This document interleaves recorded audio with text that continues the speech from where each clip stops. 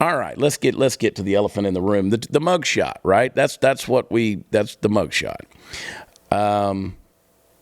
Trump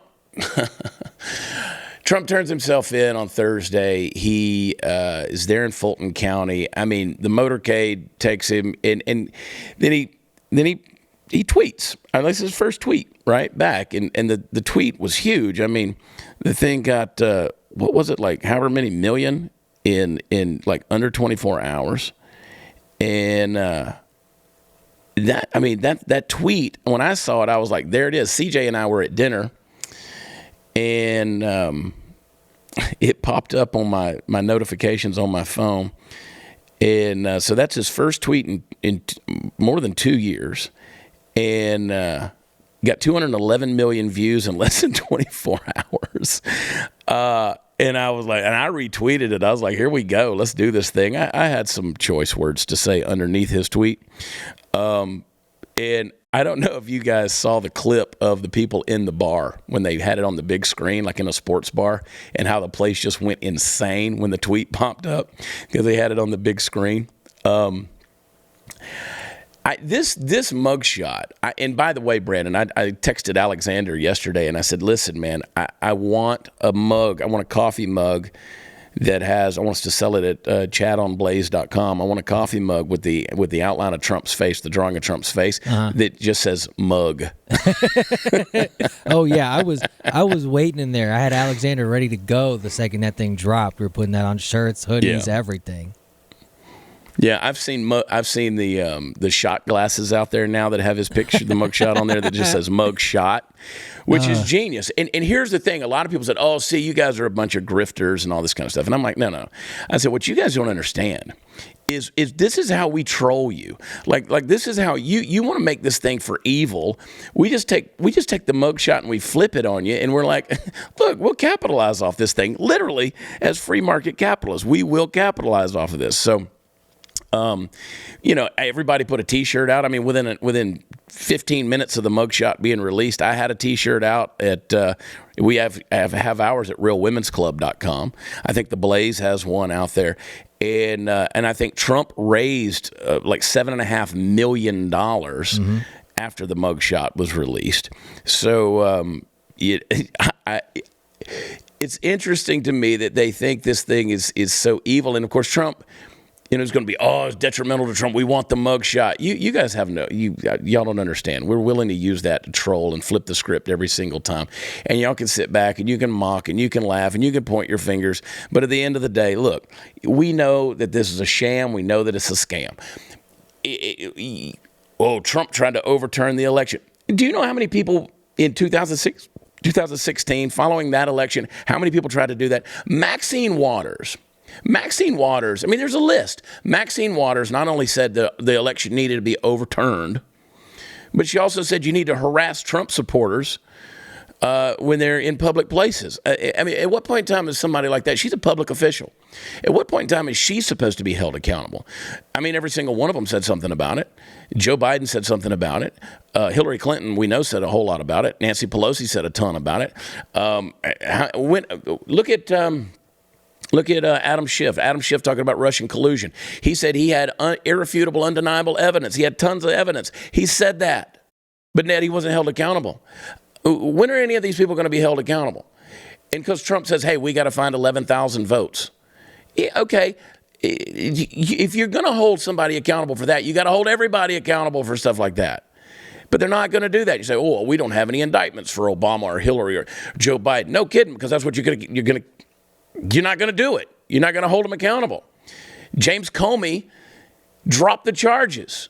The FBI dropped the charges against Hillary Clinton. Well, it's hard to do anything when you guys have, everybody on your side and the whole, whatever is a one-sided justice system.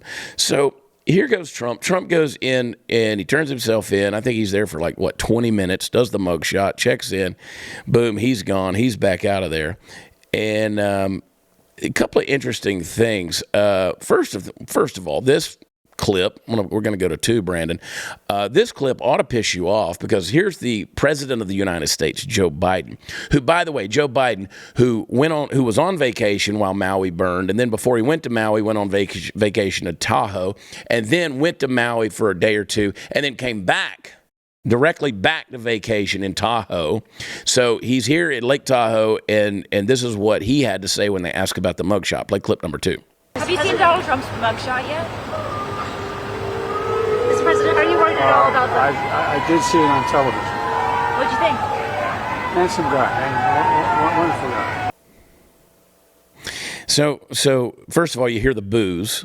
I have crisscrossed this nation now for a couple of years, and specifically in the last 2 years, I have not run across anyone who is a supporter of Joe Biden. I see it online, but I can't find anybody who just says, yeah, that's my guy. I'm wearing a T-shirt. I got a bumper sticker, going to wear a hat. I'm riding with Biden. I've yet to see it. I don't think I've seen it a single time.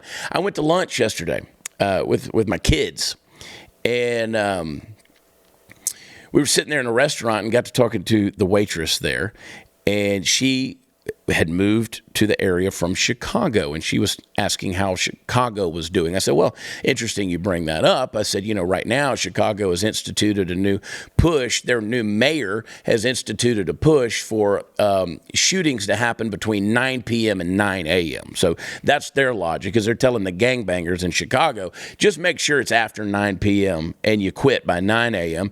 And then, there's various other things going on, like they're wanting to sue automakers for making cars easier to steal because it's happening so much in places like Chicago. So we were into this conversation, and she said, I just don't know what to do. And I said, well, let me tell you what you do. You stop voting for liberals. You stop putting liberal bureaucracy, progressive, liberal, leftist bureaucracies in place in places like Chicago. And she said, well, what do we do? I said, you vote for Trump. She goes, I don't know about that. And I said, well, what are your choices? Joe Biden, Donald Trump. Donald Trump's already leading, Ron DeSantis by like 40, 50 points. He's going to be the guy. He's going to be the guy. He will be the guy on the ballot. So what are your choices? Well, I don't know what I should do. Look at the results. Joe Biden is being booed here. They ask him a question. What do you think about the mugshot? His immediate response, because this is what supposed dementia-ridden dictators in a banana republic do when they're asked about something that is an absolute travesty of constitutional justice, when you're persecuting your political rival in this way. I mean, look at the crap they've put Trump through, from wiretaps to lies to collusion conspiracies, all this nonsense, the raiding of his home, all these different things that they've done. And whether you're a Trump supporter or not, it should piss you off that this is happening in America. Oh, justice, justice. There's no justice. There is no justice. If there's truly justice, then why isn't everybody being held accountable? I've told you this before. Every president that sat in the Oval Office for the last 60 years should have been impeached if we truly are a constitutional republic. But people don't know the Constitution. They don't understand how it's been trampled on over and over again. These people who are elected to office in Washington, D.C., and I don't care which office it is, they're not operating underneath the Constitution, the foundations of the principles of our founding fathers. They're not. They're doing whatever they want to do without any reproach and without any accountability. They're acting like a bunch of dictators. So here's what I'm saying. You are going to laugh at a reporter who asks you about a mugshot of not only a former president of the United States, but who is your political rival in this election period. And you're going to laugh and you're going to say, handsome guy, wonderful guy. Now, I've seen some people online who say, see, he took the high road because Joe Biden has class and dignity. Joe Biden doesn't have a brain. Joe Biden doesn't have a firing synapse. Joe Biden doesn't have a collective thought. Joe Biden doesn't have a memory. Joe Biden doesn't remember what he had for breakfast that morning. Joe Biden doesn't remember going to Hawaii a couple of days before.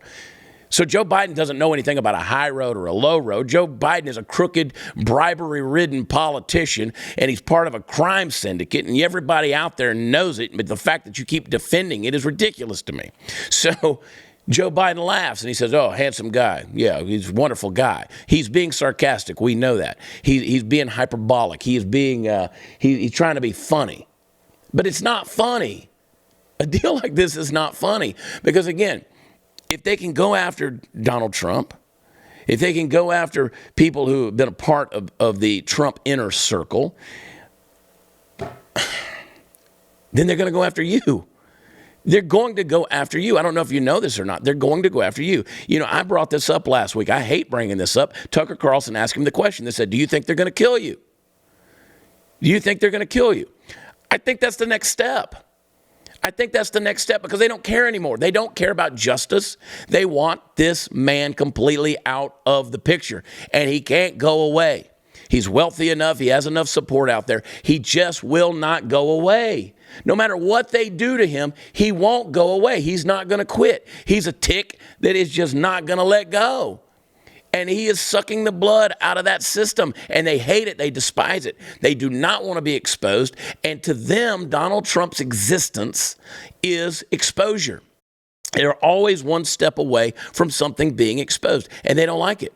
Now, and they parade their assault and their persecution under the name of patriotism and say, oh, it's a threat to democracy. Most of them can't define democracy. Most of them can't define constitutional republic. Most of them they don't know what any of the words they're tossing around are, but it sounds good, and it sounds like something you need to be doing to protect our country. Got to get Donald Trump. But here's the thing. If they go after Donald Trump and they're willing to even use violence, I mean, they did it. They've done it with a lot of other people throughout American history. The people they wanted shut up, they've done it with them. What's keeping them from doing it with Donald Trump?